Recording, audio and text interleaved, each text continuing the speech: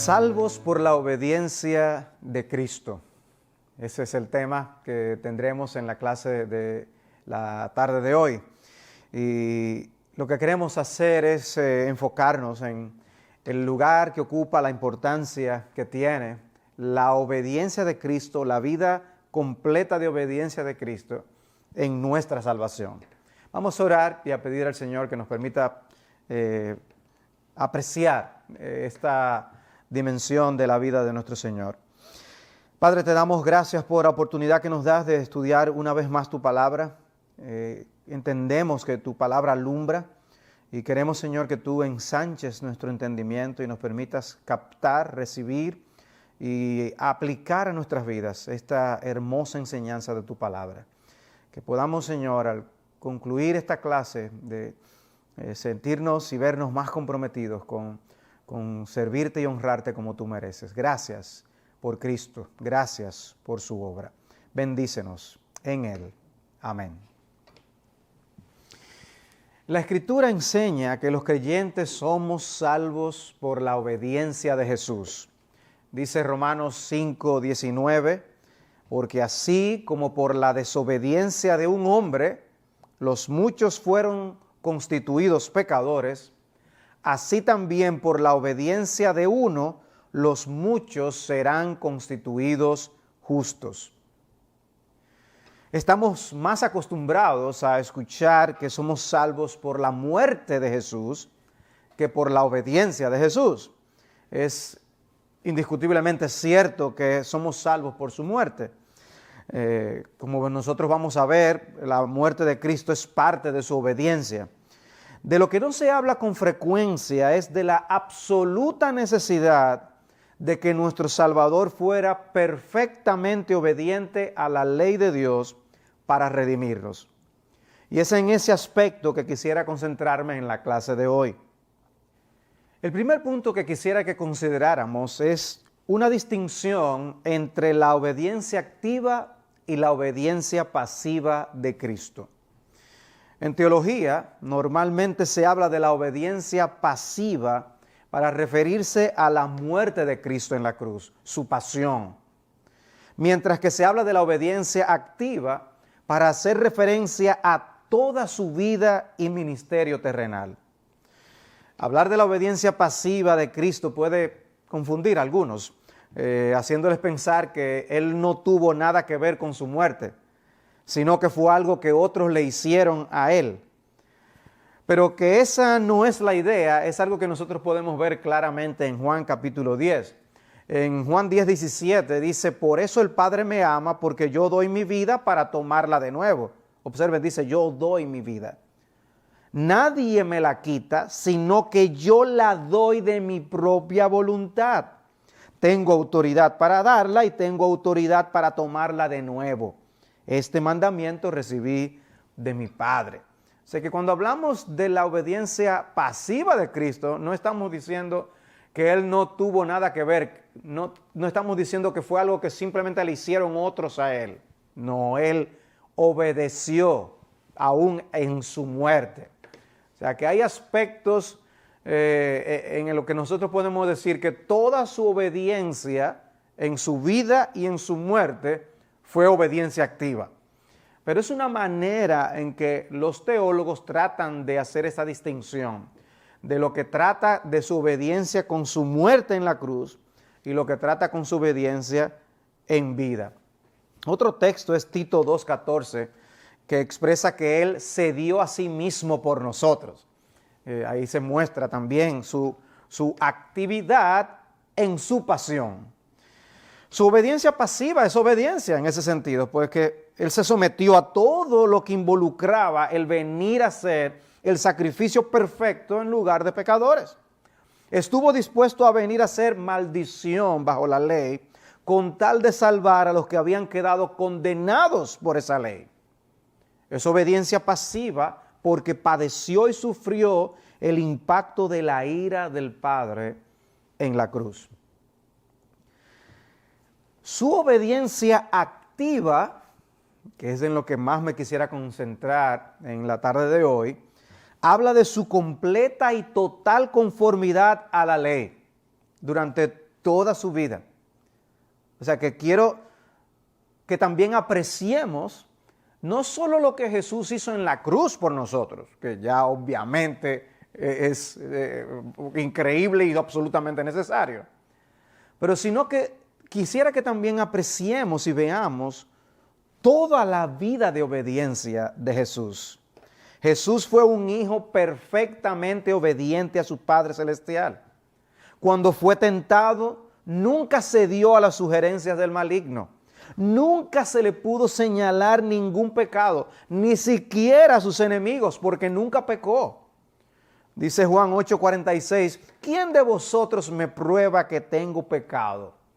Y si digo verdad, ¿por qué vosotros no me creéis? O sea, si estas personas que aborrecían a Cristo y tuvieron la intención de matarlo en ocasiones antes de llegar a la cruz, si ellos hubieran conocido algo con qué acusarle, lo hubieran hecho, pero no tenían nada que acusar, con lo que acusar al Señor. Y es esa obediencia en vida la que hace que su muerte entonces tenga el significado que tiene. Por eso fue la muerte de un cordero sin defecto y sin mancha. Porque si hubiera tenido un defecto cuando tenía 10, 20, 30 años, ya no hubiera sido un cordero sin mancha. Pero precisamente estuvo sin pecado durante toda su vida. Primera de Pedro 1:18 dice, sabiendo que no fuisteis redimidos de vuestra vana manera de vivir, heredada de vuestros padres, con cosas perecederas como oro o plata, sino con sangre preciosa, como de un cordero sin tacha y sin mancha, la sangre de Cristo. Fue sin mancha, fue sin tacha al momento de su muerte, porque durante toda su vida se mantuvo sin pecado. Y a eso es que nos referimos con la obediencia activa de Cristo. Él se conformó, obedeció la ley de Dios a lo largo de toda su vida.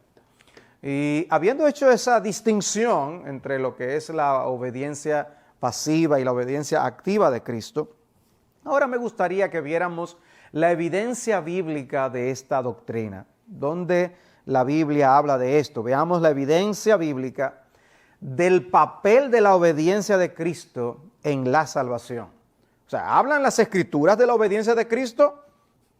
¿Relacionan las Escrituras la obediencia de Cristo con nuestra salvación? Esas son las preguntas que quisiera que nos hiciéramos y viéramos en las Escrituras, la respuesta a las mismas. Una de las formas en que el Mesías es identificado en el Antiguo Testamento es como el siervo del Señor. En especial en el libro de Isaías, y el pasaje típico es Isaías capítulo 53. Pero antes de mencionar Isaías 53, dice Isaías 42:1, he aquí mi siervo, a quien yo sostengo, mi escogido, en quien mi alma se complace. He puesto mi espíritu sobre él traerá justicia a las naciones. Está hablando del Mesías como ese en quien el alma del Padre está complacida. Y sabemos cómo Dios el Padre habló de eso en la transfiguración, donde es precisamente en Jesús su deleite. Pues Él es identificado como el siervo de Dios. Ahora, Isaías 53 es el capítulo que habla de la obra de Cristo en la cruz, profetizada en el Antiguo Testamento, y usa esa imagen del siervo de Dios. Es un capítulo que es amplio, no tenemos el tiempo para poder verlo por completo, pero dice Isaías 53, 10 y 11. Pero quiso el Señor quebrantarle, sometiéndole a padecimiento. Cuando Él se entregue a sí mismo como ofrenda de expiación, y aquí vemos que esto fue algo que Él voluntariamente hizo, cuando Él se entregue a sí mismo, el Padre lo somete a padecimiento. Es una ofrenda también que el Padre da, es un regalo que el Padre da, pero también es un acto de Jesús en dar su propia vida. Cuando Él se entregue a sí mismo como ofrenda de expiación, verá a su descendencia, prolongará sus días y la voluntad del Señor en su mano prosperará. Debido a la angustia de su alma, él lo verá y quedará satisfecho. Ahora oigan, por su conocimiento, el justo, mi siervo, justificará a muchos y cargará las iniquidades de ellos. Esa última expresión del versículo 11 es impresionante. Identifica a Jesús como el justo, es el siervo, porque es alguien obediente que hace la voluntad de su Padre. Tiene que ver con la doctrina de la justificación, que veremos en unos instantes. Dice, mi siervo justificará a muchos, y habla de cómo Él llevó nuestra culpa por nuestro pecado sobre Él en la cruz. Cargará las iniquidades de ellos. En el Nuevo Testamento nosotros encontramos a Cristo identificado también como el siervo de Dios de diversas maneras. Y una es como cuando lo dice en Marcos 10:45, que el Hijo del Hombre no vino para ser servido, sino para servir y para dar su vida en rescate por muchos. Ambas cosas juntas una de la otra. Su vida de servicio contemplaba él entregar su vida en obediencia a la voluntad del Padre para la salvación de los pecadores. Fue enviado en una misión por su Padre Celestial y se sometió a todo lo que se le requirió, porque un siervo hace la voluntad de su Señor, y Jesús lo hizo. Y fue esa obediencia, la obediencia de Jesús, la que garantizó nuestra salvación. La salvación nuestra es algo que no ocurrió simplemente en el tiempo, fue algo planificado desde la eternidad por la Trinidad. Y eso es lo que ha sido llamado en teología un pacto de redención. Eso no ocurrió después que el hombre cayó en pecado. Ya era algo que había sido diseñado por Dios. Y un pasaje que nos permite tener un vistazo de ese acuerdo eterno entre Dios el Padre y Dios el Hijo es Hebreos capítulo 10. Recordemos cómo la epístola a los Hebreos habla tan ampliamente del sacrificio perfecto de Jesucristo, de que Él es el sacerdote, el sumo sacerdote perfecto, y que Él mismo hace el sacrificio ofreciéndose a sí mismo. Y el lenguaje en Hebreos 10 es sumamente interesante. Cita el Salmo 40 allí, y ustedes recordarán cuando lea el texto qué es lo que dice el Salmo 40, pero sí, dice Hebreos 10:5, por lo cual al entrar en Él en el mundo, dice, sacrificio y ofrenda no has querido, pero un cuerpo has preparado para mí. En holocaustos y sacrificios por el pecado no te has complacido. Entonces dije, he aquí yo he venido, en el rollo del libro está escrito de mí, para hacer, oh Dios, tu voluntad. Dice, yo me encarné, yo asumí esta forma humana, no vine a ser un hombre como un acto de obediencia, para hacer, oh Dios, tu voluntad. Y luego sigue diciendo, versículo 8, habiendo dicho arriba, sacrificios y ofrendas y holocaustos y sacrificios por el pecado no has querido, ni en ellos te has complacido, los cuales se ofrecen según la ley. Entonces dije, esto es el Mesías hablando, he aquí yo he venido para hacer tu voluntad. Él quita lo primero para establecer lo segundo. Y dice luego, versículo 10, por esta voluntad hemos sido santificados mediante la ofrenda del cuerpo de Jesucristo una vez para siempre. El texto habla de la obediencia del Mesías en venir y hacerse hombre, hacerse como uno de nosotros. Habla de la obediencia del Mesías en decir, he aquí yo voy, Señor, yo voy a asumir esa posición, yo voy a obedecerte y voy a cumplir esa misión, aunque incluía su propia muerte. O sea que Él asumió su obra en la redención como un compromiso absoluto de obediencia. Nada le iba a hacer dar marcha atrás a su determinación. Por eso Jesús podía decir con tanta claridad en Juan 4:34, mi comida es hacer la voluntad del que me envió y llevar a cabo su obra. O sea, nosotros decimos que comemos Y lo hacemos tan frecuentemente cada día y usamos la comparación para decir que eso es algo importante para nosotros. Por eso él dice, mi comida es hacer la voluntad de Dios. Él fue enviado. Fue enviado en una misión. Y él fue obediente a esa misión para llevar a cabo la obra. Un corazón verdaderamente obediente no busca una mera conformidad externa a la ley, sino que busca agradar al Señor. Y Cristo en su obediencia manifestó esto. Él no estaba simplemente haciendo lo que hay que hacer, no, de corazón. Él quería agradar a su Padre Celestial. En Juan 8:29, solo Jesús puede decir, y el que me envió está conmigo, no me ha dejado solo, porque yo siempre hago lo que le agrada. ¡Qué Salvador! Yo siempre hago lo que le agrada. Uno lee esa expresión rápidamente y a veces no se detiene a pensar en todo lo que eso implica. Es que Jesús siempre hizo la voluntad de Dios. Nunca se apartó de aquello que agrada al Señor. Nosotros no podemos decir lo mismo. No importa cuán grande sea nuestra buena intención. Pero Jesús sí lo podía decir. Jesús sí podía decir que siempre hacía lo que agradaba a Dios. Otro pasaje importante del Nuevo Testamento para referirnos a la obediencia de Cristo en la salvación es Filipenses 2. Es el conocido pasaje de la humillación de Cristo y la forma en que Pablo usa esta verdad para exhortar a la iglesia de los filipenses a una vida de humildad y de unidad.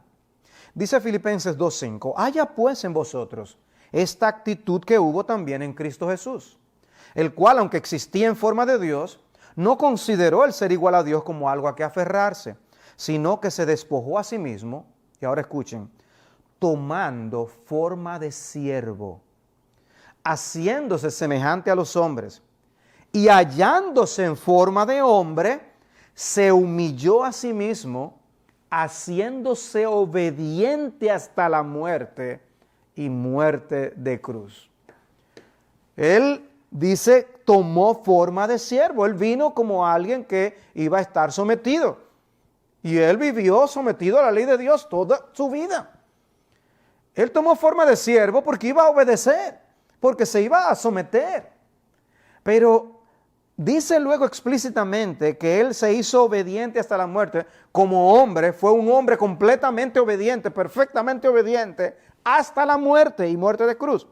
La idea del texto no es que él se hizo obediente en su muerte, sino a lo largo de toda su vida hasta su muerte. Él fue perfectamente obediente durante toda su vida.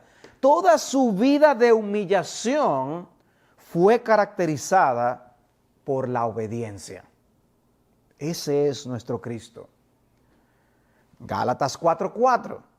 Pero cuando vino la plenitud del tiempo, Dios envió a su Hijo, nacido de mujer, nacido bajo la ley.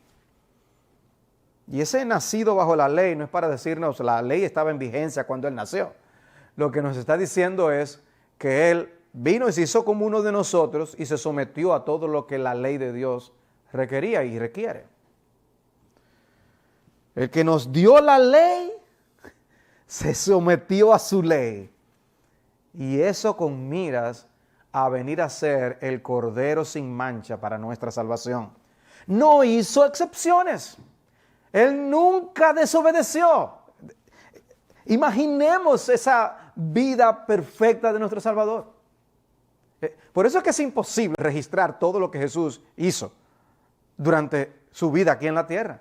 Porque debía registrarse la manera en que Él de continuo y completamente se apegó a la voluntad de Dios. En todo lo que hizo, en todas sus reacciones, en todo lo que hizo, en todo lo que pensó, en todo, obediente a la ley, nacido bajo la ley. Él mismo se sometió a su propia ley. Recordemos las palabras de Jesús a Juan el Bautista cuando trató de impedir que se bautizara. Dice, permítelo ahora porque es conveniente que cumplamos así toda justicia. Y entonces Juan le permitió. Es necesario que cumplamos toda justicia, decía el Señor. Uno puede decir, pero hay que hacer una excepción con Jesús, es el Mesías. No, es necesario que cumplamos toda justicia. Y así lo vemos sujeto a sus padres. La Biblia lo declara de manera explícita para que veamos que Él no fue alguien que por ser el Dios encarnado hacía cuanto quería, sino que estaba sujeto a sus padres, aunque sus padres eran pecadores. El Dios santo se sometió a sus padres pecadores. Por si alguien quería argumento de si debemos someternos a padres que no necesariamente siempre hagan lo que es la voluntad de Dios. Cristo se sometió a sus padres. Pero no solamente se sometió a sus padres, también lo vemos dando al César lo que es de César. Él hubiera podido ser el rebelde perfecto, si podríamos decirlo así, en el sentido de usar su poder para realmente poner las cosas en orden en la Palestina de aquellos días. Pero no le vemos hacer eso. Sino antes bien hasta exhortó y alentó a sus seguidores a que estuvieran sujetos a las autoridades.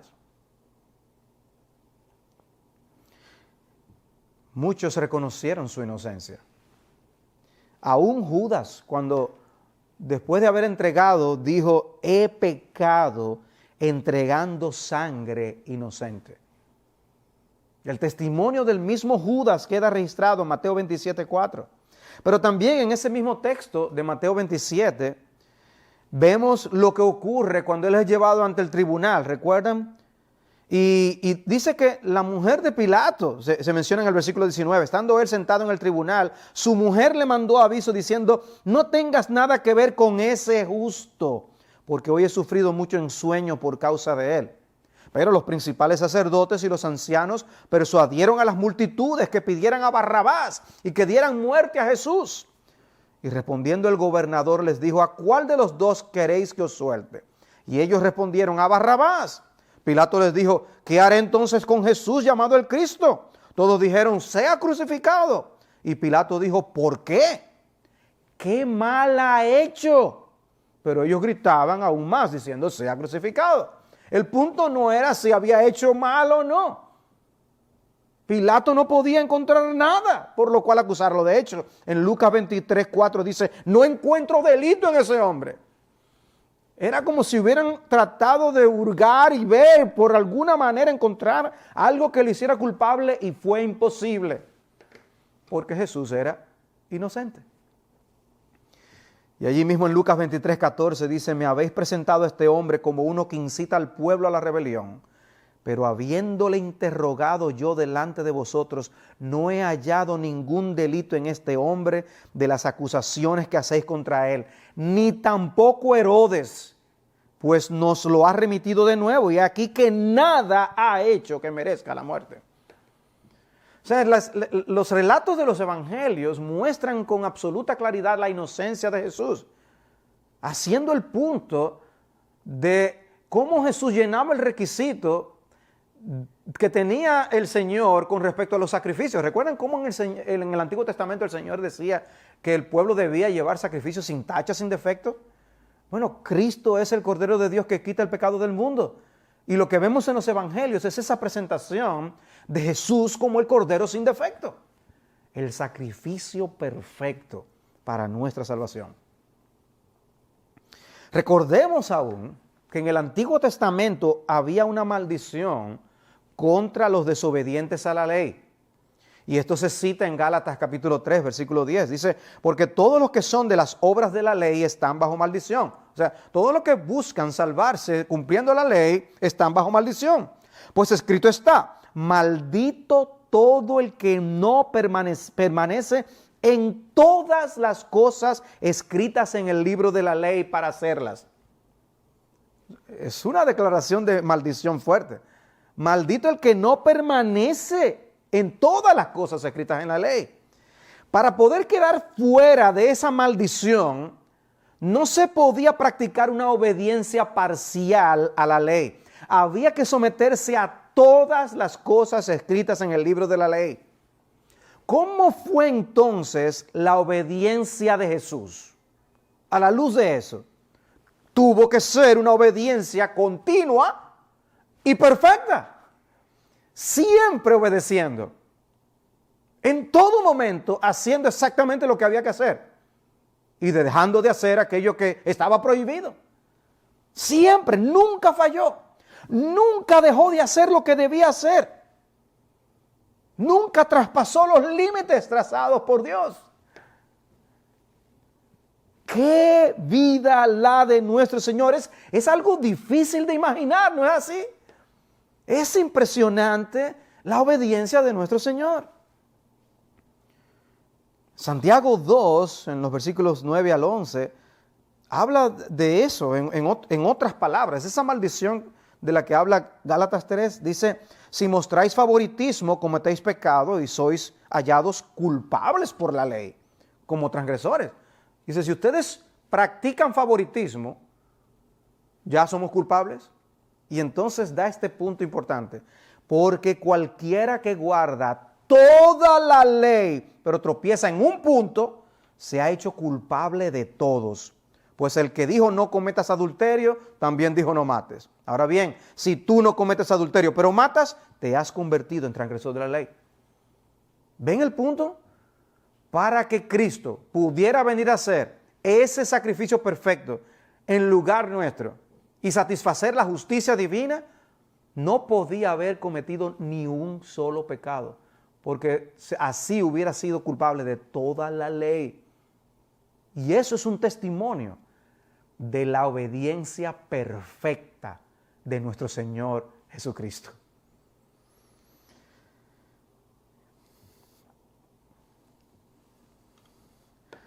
¿Qué Salvador nosotros tenemos? ¿Qué perfección en aquel que dio su vida por amor por nosotros?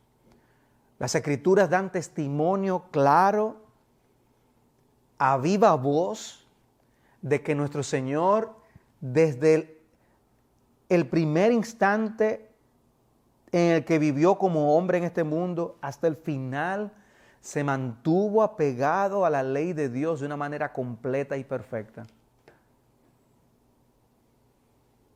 Por eso es que yo decía, no se trata solo de lo que Jesús hizo en su muerte, sino de lo que Jesús hizo durante toda su vida. Y es lo que yo quiero que nosotros apreciemos con la enseñanza del día de hoy.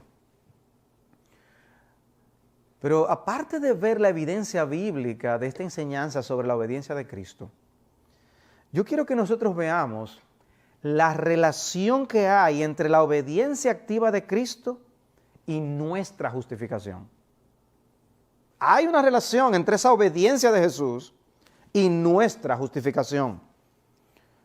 Dice 1 Corintios 1:30, mas por obra suya estáis vosotros en Cristo Jesús, el cual se hizo para nosotros sabiduría de Dios y justificación y santificación y redención. O sea, Jesús es nuestra justificación. Segunda a los Corintios 5:21, el texto clásico. Al que no conoció pecado, le hizo pecado por nosotros, para que fuéramos hechos justicia de Dios en él. Él hecho pecado por nosotros, nosotros hechos justicia de Dios. En él, en él. Ser inocentes ante la corte divina no se trata de lograr que nuestros pecados sean borrados únicamente. Un registro de justicia tan limpio que no contenga nada, no nos salvará. Tiene que contener la justicia de Jesús. ¿Ven el punto? No es solamente que Jesús muriera en la cruz cargando nuestros pecados, es que necesitamos la justicia de Jesús a nuestra cuenta. Porque recordemos que hay una transacción legal en la justificación. Recordemos cómo la Biblia habla de la justificación aún de Abraham. Dice que su fe le fue contada por justicia. Hay un asunto contable aquí. Hay algo que es puesto, colocado en la cuenta de otro. Y en ese sentido hubo un intercambio. Nuestra deuda colocada sobre los hombros de Cristo y su justicia colocada en nuestra cuenta. La salvación no consiste por eso únicamente en el perdón de nuestros pecados. Eso es obviamente algo absolutamente necesario. Nuestros pecados de comisión y de omisión nos hacen merecedores del castigo eterno. Pero también tenemos el problema de no tener la justicia necesaria para entrar a la gloria. Necesitamos nada menos que la justicia de Dios. Por eso es que nosotros encontramos la explicación del Evangelio que Pablo hace, como la que dice en Romanos 1:17. En el Evangelio, la justicia de Dios se revela por fe y para fe. ¿Pero qué se revela? La justicia de Dios, no la nuestra, la de Dios. Dice Romanos 3:21. Pero ahora, aparte de la ley, la justicia de Dios ha sido manifestada, atestiguada por la ley y los profetas. Es decir, la justicia de Dios por medio de la fe en Jesucristo. ¿Ven el énfasis? No es la justicia nuestra, es la justicia de Dios. Filipenses 3:8. Pablo explica cómo él, habiendo antes sido un fariseo orgulloso en la forma en que vivía, él ahora dice, todo eso que para mí era algo en lo que me enorgullecía, ahora eso yo lo doy por basura. Y él dice en Filipenses 3:8, y aún más, yo estimo como pérdida todas las cosas en vista del incomparable valor de conocer a Cristo Jesús, mi Señor, por quien lo he perdido todo y lo considero como basura a fin de ganar a Cristo y ser hallado en Él, no teniendo mi propia justicia derivada de la ley, sino la que es por la fe en Cristo, la justicia que procede de Dios. Repito, la justicia que procede de Dios sobre la base de la fe. Dios envió a su Hijo no solo para que pudiera cargar con todos nuestros pecados en la cruz, sino también para que viviera la vida de justicia que nosotros necesitamos en nuestra cuenta.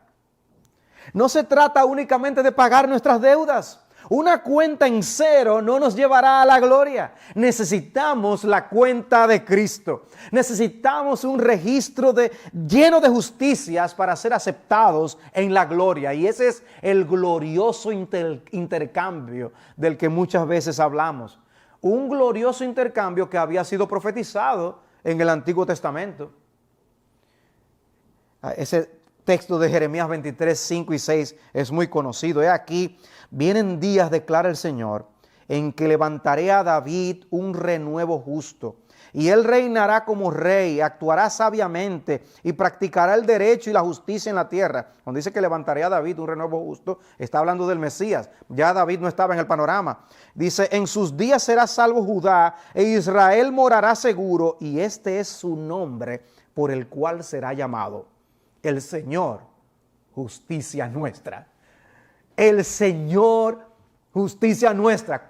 ¿Quién iba a ser nuestra justicia? ¿Quién sería nuestra justicia en el nuevo pacto? El Señor. Es la justicia del Señor lo que necesitamos. Con la encarnación del Hijo de Dios, volvemos a tener a alguien que nos represente y que nos represente bien. Porque Adán nos representó al principio y falló. En ese sentido, esa representación no fue válida únicamente en lo que tiene que ver con la muerte de Cristo, la representación de Jesús, sino también en lo referente a su vida. O sea, así como Jesús nos representó en muerte, así también nos representó con su vida. Todo lo que Él hizo como Hijo de Dios encarnado, toda la vida de perfección que tuvo, es la que luego sería puesta en nuestra cuenta. Por lo tanto, Él estaba siendo nuestro representante allí, como lo fue Adán en el huerto del Edén. Hablar de qué hubiera sucedido si Adán no hubiera caído en pecado, entra dentro del terreno de la especulación, lo sé. Pero el ejercicio no es infructífero. Podemos pensar que en el tiempo señalado por Dios, Adán hubiera quedado confirmado como un hijo fiel del Señor con vida eterna, pero fracasó. Y como era nuestro representante, nosotros caímos con él.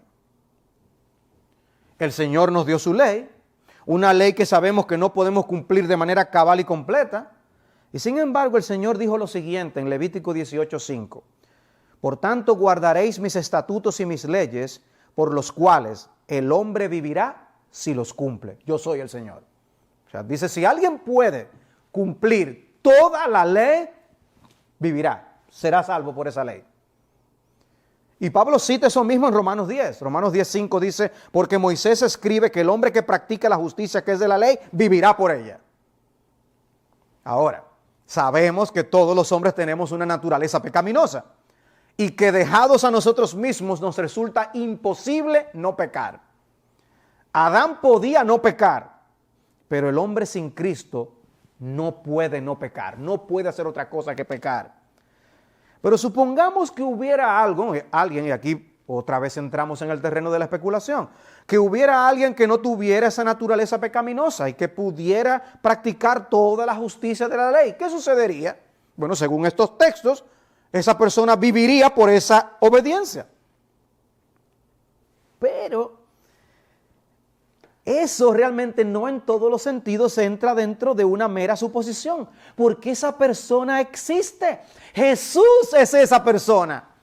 Vino a este mundo sin pecado y vivió una vida perfecta como un cordero sin mancha alguna. Cuando nosotros venimos a Cristo por la fe, esa vida que menciona Romanos 10:5 viene a ser nuestra. Nosotros venimos a ser como alguien que ha practicado la justicia de la ley durante toda su vida. ¡Wow! ¿Ven esa dimensión de la doctrina de la justificación? Y la importancia de toda la vida de obediencia de Jesucristo colocada en nuestra cuenta. La relación entre la obediencia de Cristo y nuestra justificación. La obediencia de Jesús, como el segundo Adán, es una obediencia representativa. Porque en su obediencia, nosotros los creyentes obedecimos también.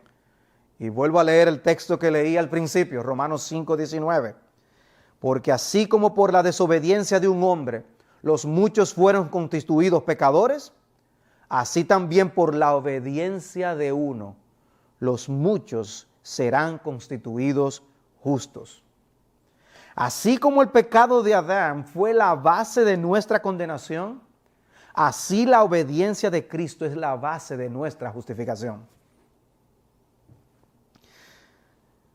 La base de la justificación es cristológica, no antropológica, no está centrada en el hombre, está centrada en Jesucristo. La base de nuestra relación con Dios, para que sea aceptable a Dios esa persona nuestra ante un Dios tan justo, está basado no en nuestro carácter, no en los privilegios que nosotros hayamos tenido en vida, no en las obras que hayamos podido realizar, ni siquiera en nuestra fe, sino en Jesucristo y solamente en Jesucristo. La base de nuestra justificación es esa vida completamente perfecta, obediente y virtuosa de nuestro bendito Salvador. Y tenemos un contraste entre la caída de Adán y la obediencia permanente y perfecta de Cristo. Tenemos que contrastar Génesis 3 con Mateo 4 y esa manera victoriosa en que Cristo enfrentó la tentación. Amados hermanos, cuando pensemos en nuestra salvación, no nos fijemos únicamente en la cruz, sino también en la vida de Jesús. Me impactó la siguiente frase del teólogo Gerhardus Voss, cuando él decía, la sangre que Jesús derramó en su circuncisión no es menos expiatoria que la sangre que derramó en el Calvario. La voy a repetir. La sangre que Jesús derramó en su circuncisión no es menos expiatoria que la sangre que derramó en el Calvario. Y lo que él está diciendo con eso es que todo cuanto él hizo durante su vida es absolutamente crucial para nuestra salvación. De haber violado cualquier aspecto de la ley de Dios como niño, como joven o como hombre, no hubiera podido ser el Cordero de Dios que quita el pecado del mundo. ¿Apreciamos ahora la obediencia de Jesús? ¿Apreciamos todo cuanto hizo durante toda su vida? Porque la justificación es más que el perdón de nuestros pecados. Porque el ser perdonados no nos hace satisfacer todas las demandas de la ley de Dios. Solo una obediencia perfecta puede hacernos partícipes de la vida eterna. Esa obediencia perfecta fue la que Jesús vivió y la que es puesta en nuestra cuenta por medio de la fe en Él. De manera que sí, la salvación es por las obras, por todas las obras que Jesús hizo durante toda su vida.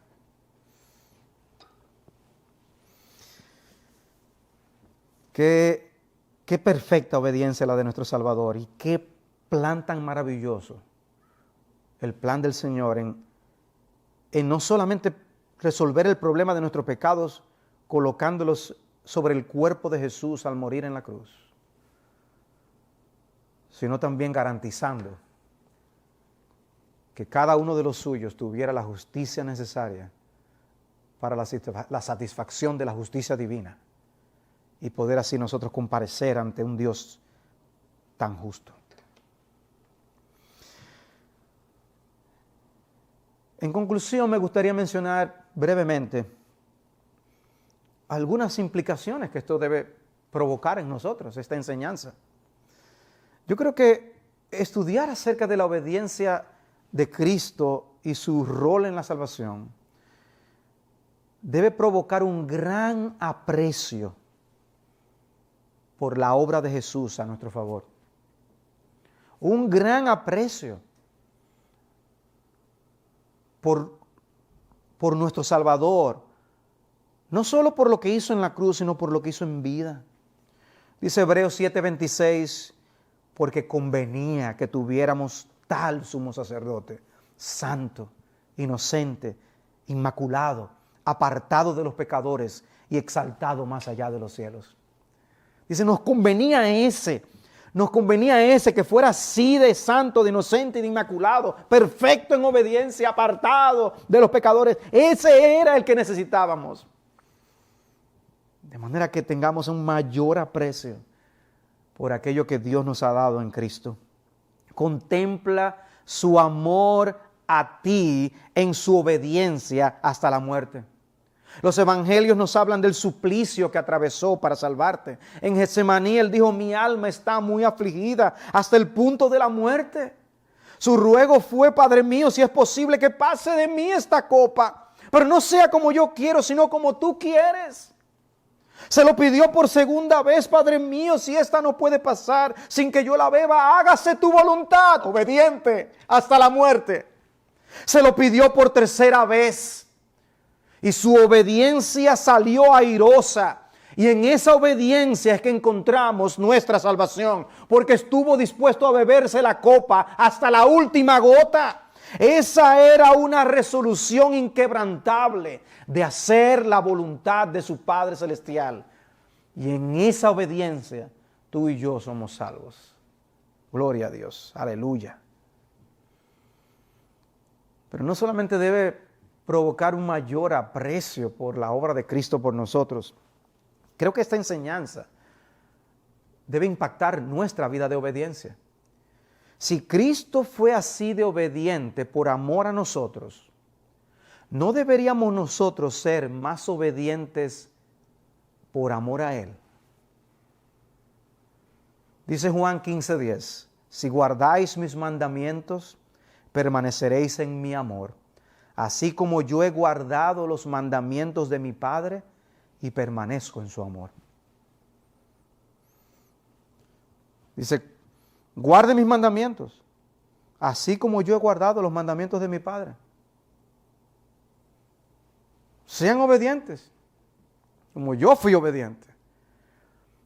Como yo soy obediente, está diciéndoles a los apóstoles. Y wow, hermanos, obviamente nuestra obediencia no tiene nada que aportar a nuestra salvación.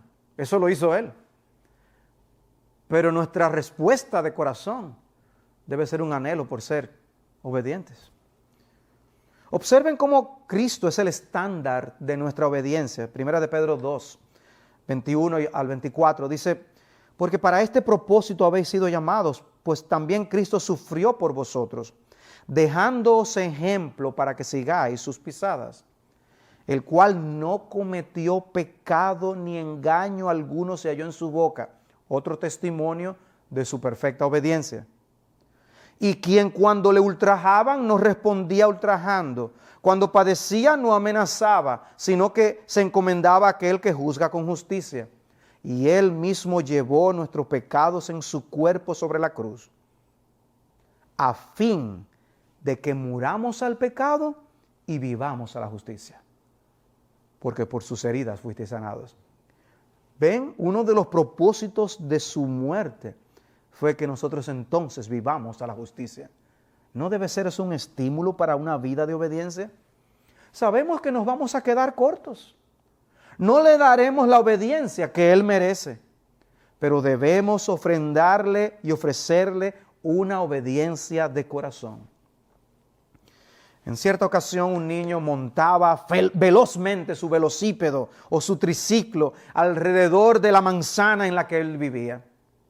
Después de muchas vueltas, un policía que lo veía pasar lo detuvo y le preguntó que por qué estaba dando tantas vueltas. Y el niño le dijo que se estaba yendo de la casa.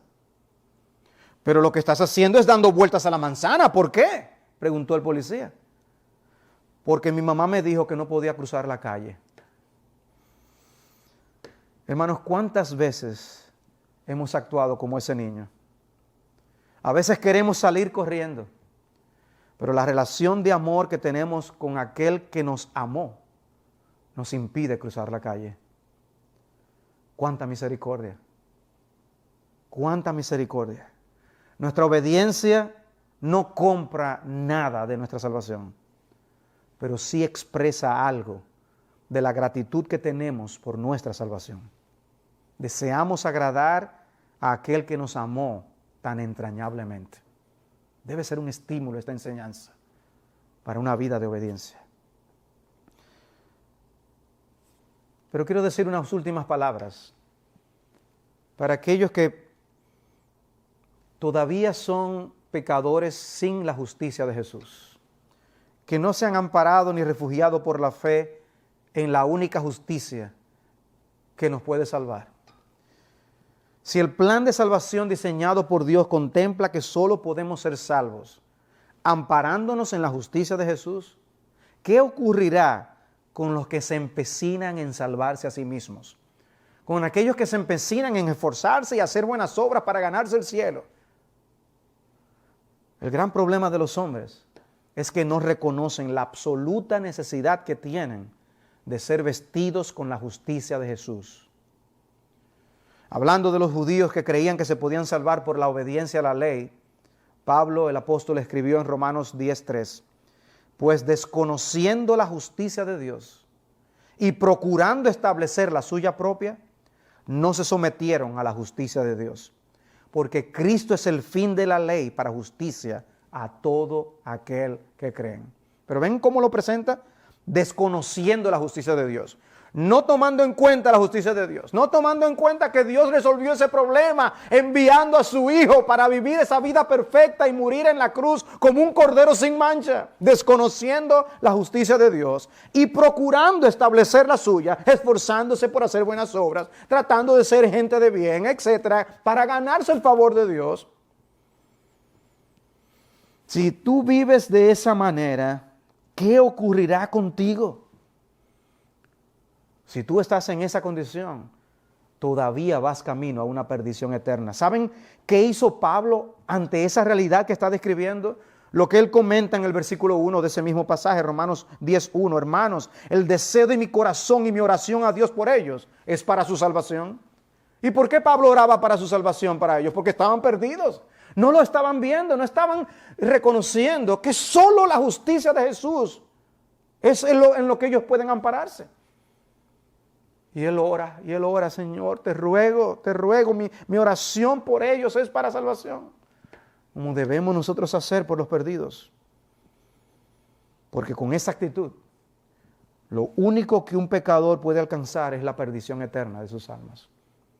Y por eso esta enseñanza es un llamado a que nos refugiemos en Jesús y solamente en Jesús por medio de la fe. Cree en el Señor Jesucristo y serás salvo. Vamos a orar. Padre, te damos gracias por la manera tan maravillosa en que tú nos muestras la verdad acerca de la vida de obediencia de nuestro Salvador. Te alabamos, Señor, y te damos gracias por el regalo que nos has dado en tu Hijo. Te damos gracias por Jesús. Te damos gracias por ese Cordero sin mancha y sin defecto. Oh, perdónanos por no haber apreciado en toda su dimensión lo que significó su vida de obediencia. Gracias, Señor. Gracias por ese glorioso intercambio. Porque lo que nosotros pusimos fueron nuestros pecados. Y lo que Cristo puso fue su justicia. Gracias, Señor, por Jesús. Y te rogamos y te pedimos por aquellos que no están refugiados en Él. Oh Dios, alcanza a aquellos que amamos con tu glorioso evangelio y muéstrales a Cristo. Te lo pedimos en